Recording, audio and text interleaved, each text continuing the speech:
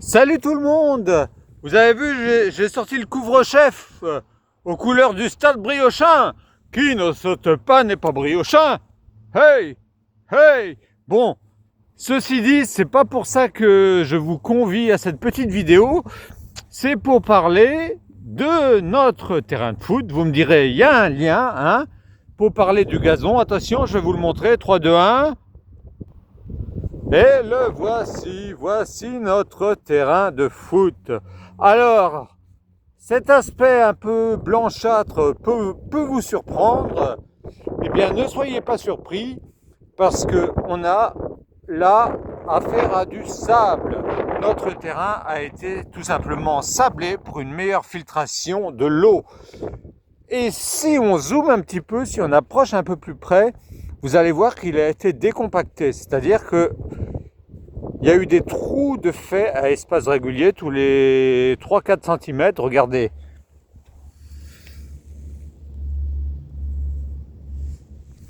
On les voit bien. Pour que les racines explorent au maximum le sol. Donc, ceci aura pour effet de renforcer notre gazon.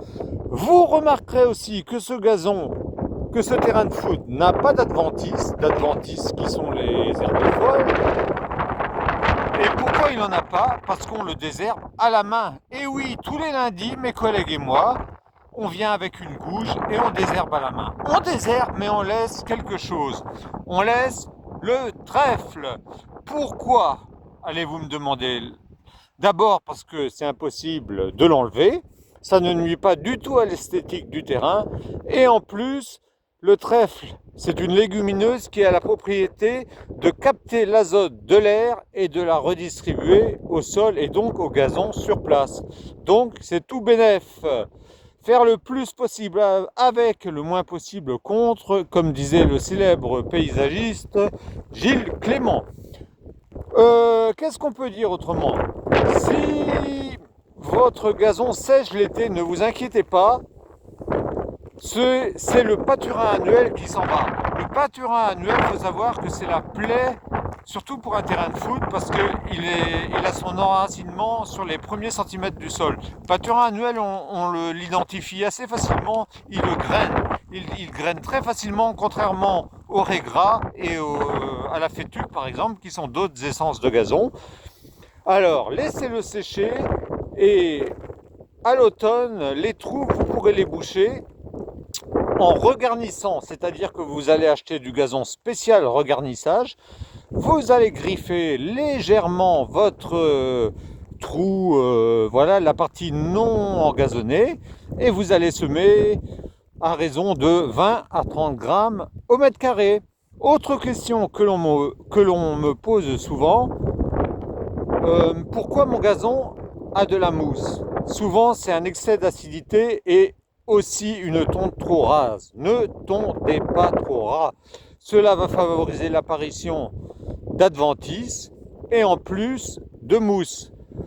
Vous pouvez également relever le pH de votre sol, le potentiel hydrogène, en mettant du calcium ou de la chaux. Ça va être très efficace, sans excès, sinon vous allez occasionner des blocages. Autre technique, le défeutrage, c'est-à-dire qu'on vient sur les premiers centimètres enlever les résidus de tonte. L'aération, oui, j'ai pas parlé de l'aération. On a coutume de dire que avant d'acheter une tondeuse, achetez un aérateur. L'aérateur consiste à faire des stries dans le sol. À raison de, on rentre sur les, contrairement au décompactage où on va beaucoup plus profondément, l'aération c'est sur les 8 premiers centimètres maximum. Si vous n'avez pas d'aérateur, vous pouvez même acheter, ça se trouve, des chaussures avec des aiguilles et vous marchez dans votre gazon, ça va faire office d'aérateur.